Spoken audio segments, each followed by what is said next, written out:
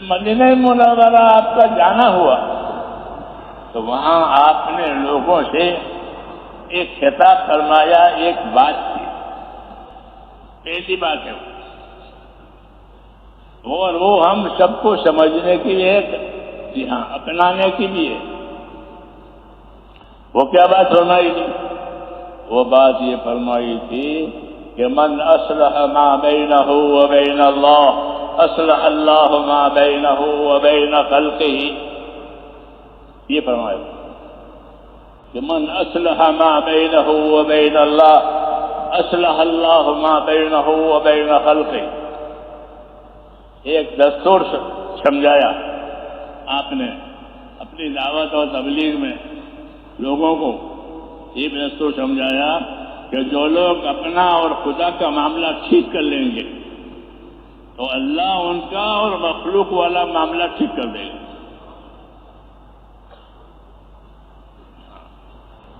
ہمارا معاملہ مخلوق سے ہے، بھئی آسمان پانی برسائے، زمین برکتیں نکالے، آپس کے تعلقات ہمارے صحیح ہو، ہماری جانوں میں، مالوں میں، اولادوں میں برکت ہو، یہ سب چاہتے نہیں کر، یہ سب چاہتے ہیں۔ تو اس کے لانے کا کیا طریقہ ہے؟ یہ سارے حالات ہمارے صحیح رہیں، تو اس کے بارے میں آپ صلی اللہ علیہ وسلم نے یہ رہبری کی کہ من اصلح ما بینہ وبین اللہ اصلح اللہ ما بینہ وبین خلقہ، کہ جو لوگ اپنا اور خدا کا معاملہ صحیح کر لیں گے تو اللہ ان کا اور مخلوق والا معاملہ صحیح کر دے گا۔ آسمانی حالات بھی اچھے ہو جائیں گے، زمینی حالات بھی اچھے ہو جائیں گے، آپس کے تعلقات بھی اچھے ہو جائیں گے، اسباب میں بھی برکت ہوگی، اولاد میں بھی برکت ہوگی۔ کیوں کہ اللہ سے معاملہ صحیح ہوا ہے۔ تو حالات کے بنانے کا یہ علاج بتایا کہ دنیا کے حالات تمہاری چیزوں سے نہیں بنیں گے بلکہ اللہ کی قدرت سے بنیں گے۔ کسے بنیں گے؟ کہ اللہ کی قدرت سے تمہارے حالات بنیں گے۔ اب شرط یہ ہے کہ وہ قدرت تمہارے ساتھ ہو۔ قدرت تمہارے ساتھ ہو تو تمہارے حالات صحیح ہوں گے، قدرت تمہارے ساتھ نہیں ہے، قدرت خلاف ہے، کہ حالات نہیں بنے گے۔ تو اللہ کی قدرت کو اللہ اپنے ساتھ کرنے کے لیے ہم کو اللہ تعالیٰ نے اپنا دین دیا کہ جب تمہارے اندر دینداری آئے گی تو تمہارے حالات صحیح ہو جائیں گے، تمہیں برکتیں دی جائے گی۔ وَلَوْ أَنَّ أَهْلَ الْقُرَىٰ آمَنُوا وَاتَّقَوْا لَفَتَحْنَا عَلَيْهِمْ بَرَكَاتٍ مِّنَ السَّمَاءِ وَالْأَرْضِ۔ سمجھ میں آ رہی بات؟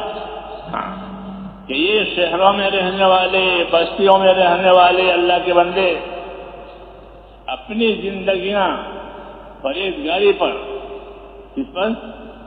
پرہیزگاری پر، پابندی پر اپنی زندگیوں کو لاویں تو کیا دیں گے؟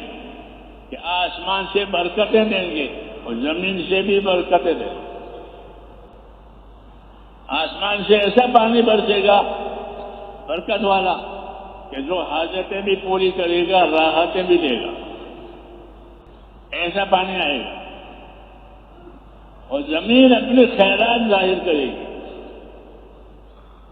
زمین میں خیرات رکھی ہے، وہ خیرات بھی ظاہر کرے گی۔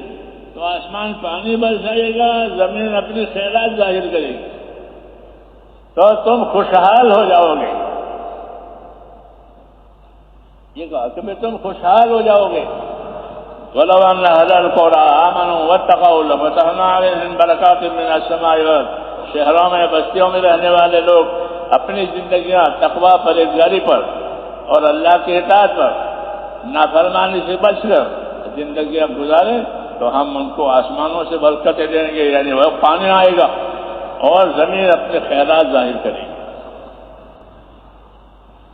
تو دنیا کے آسمان زمین سے نفع اٹھانے کا یہ راستہ بتایا کہ اپنی زندگیوں کو ایمان پر لاؤ، تقوی پر لاؤ۔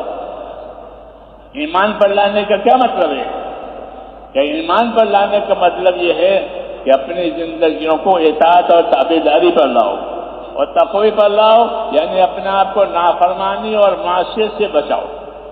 ایک مثبت ہے، ایک منفی ہے کہ اپنی زندگیوں کو ایمان پر لاؤ۔ ایمان کا تقاضا اطاعت ہے کہ ہم اللہ پر ایمان لائے، اس کا مطلب یہ ہے کہ اب زندگیاں اطاعت پر گزرے گی، تابعداری پر گزرے گی۔ صحابہ تو ہدایت کے راستے میں اللہ تعالیٰ کے انعامات ہیں۔ جی ہاں، جن لوگوں نے ہدایت پر زندگیاں گزاری اللہ نے ان پر اپنے انعامات کیے ہیں۔ تو ہماری زندگی کا مقصد بھی یہی ہوتا ہے کہ زندگیاں اللہ کے اطاعت اور تابعداری پر آوے تاکہ اللہ کے انعامات کے ہم حقدار بنیں۔ جی ہاں، اور حالات کو اللہ تعالیٰ ہم اس کی وجہ سے صحیح کرے۔ اللہ نے اسباب بندوں کے قبضے میں دیے ہیں اور حالات کو اپنے قبضے میں رکھا ہے۔ اسباب آپ کے قبضے میں ہے، مال دولت زمین جائیداد یہ آپ کے قبضے میں ہے، اور حالات جو آئیں گے وہ اللہ کے قبضے میں ہے کہ زمین پر کیا حالات آئیں گے، زندگیوں میں کیا حالات آئیں گے، وہ اللہ نے کسی کے قبضے میں نہیں دیے ہیں۔ جیسے آپ بچپنا کسی کے قبضے میں نہیں تھا، جوانی کسی کے قبضے میں نہیں ہے، بوڑھاپا کسی قبضے میں نہیں ہے۔ یہ تین حالات ہیں زندگی کے۔ جی ہاں، آدمی بچپنا گزار دیتا ہے، جوانی گزار دیتا ہے، بوڑھاپا گزار دیتا ہے۔ جی ہاں، یہ قبضے میں نہیں ہے۔ تو حالات کو اللہ نے اپنے قبضے میں رکھا ہے اور اسباب کو آپ کے قبضے میں جائے۔ اس زمین کا میں مالک ہوں، اس دکان کا میں مالک ہوں، یہ قبضے میں میرا قبضہ ہے۔ جی ہاں، تو اسباب بندوں کو دیے ہیں اور حالات اللہ نے اپنے قبضے میں رکھے۔ اس حکمت کی وجہ سے کیا کرنا ہے کہ اس حکمت کی وجہ سے ہر وقت اللہ کی طرف رجوع کرنا ہے، کیونکہ حالات اللہ کے ہاتھ میں ہے، اس لیے اللہ کی طرف رجوع کرو کہ جب اللہ کی طرف رجوع ہوں گے تو اللہ حالات صحیح لاویں گے۔